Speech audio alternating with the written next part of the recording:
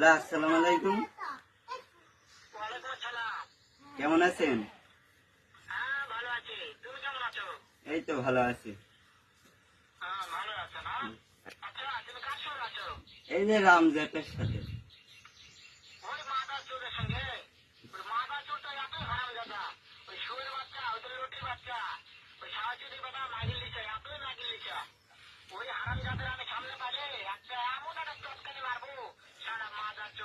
শালা কুকুরে কুকুরে বাচ্চা, শালা কুকুরে বাচ্চা।